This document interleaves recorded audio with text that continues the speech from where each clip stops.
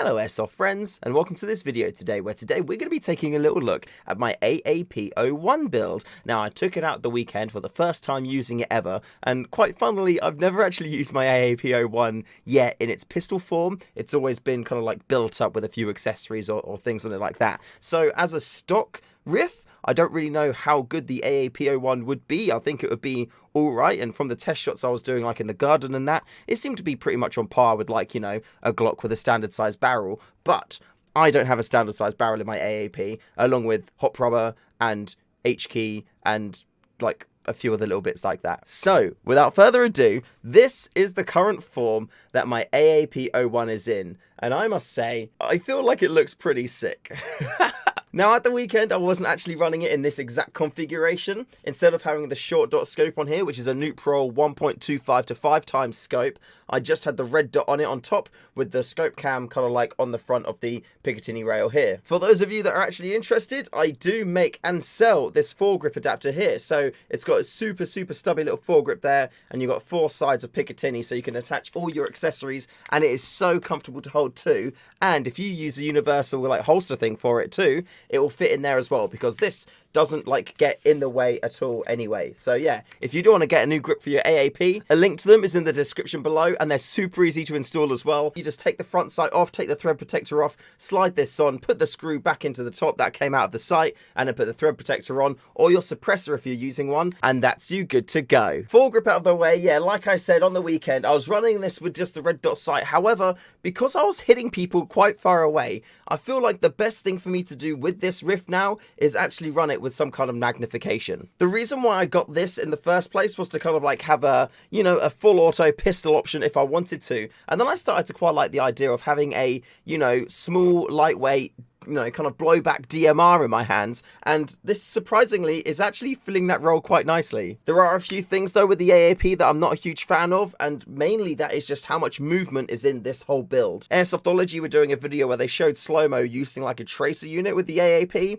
and the amount of wobble there was in the barrel and upper receiver is just insane. Like, it's literally wobbling all over the place, so much more than I even expected that it could wobble around, if that makes sense. And after seeing that, I'm like, that is not going to be good for accuracy. That's going to be pulling away from so much performance. So in the back of my head, I'm like, what can I do to make this more rigid? And that is something which I'm thinking about all the time. And yeah, hopefully I'll have some updates on that for you at some point in the near future. I have seen that WE have released their version as well of the AAP01 at the minute, called the Galaxy range. And that has a full metal upper, which, you know, is pretty much what I'm looking for. Because if it's metal, it's not going to be wobbling around everywhere. There are metal versions you can get for the AAP01 though. I think they're called like the Black Mamba, and it's a full CNC, you know, upper receiver for it, which does look pretty cool. The only downside to that is it costs more than the riff itself. It's £100, and I picked up my AAP brand new for 80, so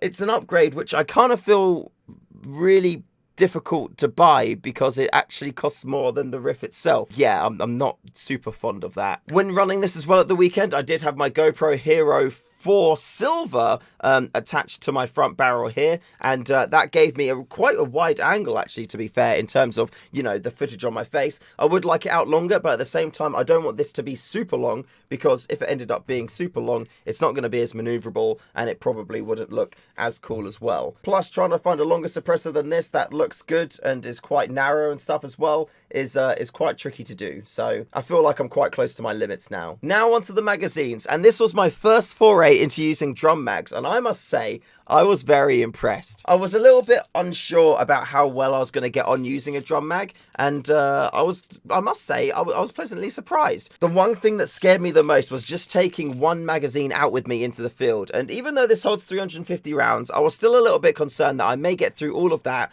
and then just be stuck in the middle of nowhere with nothing. Although I still did have my Mark 23 at my side, so I could have like played conservatively, I guess, or played a bit sneaky. So it's always good to have a backup like that, I guess. This is the WE 350 round green gas drum mag, and I was running this with black gas and 0.4 gram BBs. And the thing I really like about it is I can just open the side bit up here and see how many BBs roughly I've got left. because I'd be shooting, and probably realistically, I'd only got through about 20, 30 BBs, but in my head, I'm like, oh my god, I have probably like nearly run out of BBs now. So being able just to slide this open and have a quick look and be like, oh no, yep, I've got tons of BBs left in there to shoot, it made me much happier and much more confident while skirmishing. And yes, I did say I was using 0.4 gram BBs, you're hearing correctly. And the good thing and bad thing about that is, whoa, I was over hopping like mad, and trying to dial the hopping on it was really difficult to do. I really need a TDC for this, and in the gameplay that I'll be releasing like next week, maybe the week after next actually, because I've got another gameplay I want to put live next week before this one. You'll see exactly what I'm talking about. My problem though is that I always forget which way to twist it, whether to put hop on or off. So then I'm sat there in the field trying to put it on and I'm taking it off, and vice versa, trying to put it off and I'm taking it on, and it's like, oh, can somebody please just save me from this nightmare? So as soon as a decent, reliable TDC gets released, that's going to be going into here. And yeah, this is going to become just even more devastating. But don't let me just be the one to tell you that. Check out some of these cheeky shots.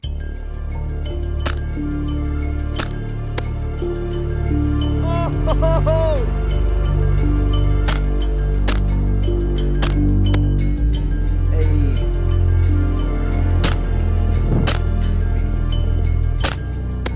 Ticket. Oh, there we go. The only other downside I really found with this is because it is a gas blowback rifle, I guess, well, pistol, but you know, in this config, it's kind of more rifle-y, was that on the shots, I would always hold it quite hard into my shoulder. And when it would recoil and fight back, it would kind of bounce in my arm. And when it bounced, this here, the adjustment for the stock would actually come out of place and it would slide forward. And then I'd end up going from here to like here. And that's not a life that I want to leave. So what I did instead, I put a cable tie on this part here. It's not, you know, the most ideal solution, but at least now the stock is locked out and I'm always in the exact right place in order to get sight on my enemy. Now, the reason why I've got multiple sights on here is when I ran it before, I was using the red dot, and I decided after that game I'd like some magnification. But after like kind of just putting this sight on here and then kind of using it and realizing what it can do, it can actually illuminate the center circle red. So now I know I'm going to take this top red dot off because this sight here actually gives me everything that I need. It's a tiny bit of magnification for close range, and if I want to turn on the red dot sight there, it's really easy for target acquisition as if I'm using a standard red dot. Let's see if you can see. There you go. Look at that. Boom. So that's what the illumination looks like on the inside. Red circle there in the middle. You got your, you know, your horizontal and vertical line there as well. But that little red dot really does help with target acquisition. And for comparison, here's the red dot of the actual red dot itself. So it's very more dotty, but I do like the fact that the other one is a hollow circle, and it should make it a little bit easier seeing targets instead of having a red dot over their faces, which when you're at range can sometimes make it a little bit tricky to get your aim in exactly on where they are and, you know, what they're doing. I can wholeheartedly say that I recommend the AAP01. It is a fantastic, fun gun to use. You can use it as like, you know, SMG close range, spray people down if you want to, although it does, you know, get cold quite quickly. So I'd recommend, you know, only very short bursts, or, you know, keep it in semi to keep going without any interruptions. But the pure amount that you can just kind of like mess around with it, upgrade it, change it about, and, you know, just reset the config, it's really cool. And I see this as being a riff that I'm going to pack into my gun bag every single time I'm going out skirmishing. The fact that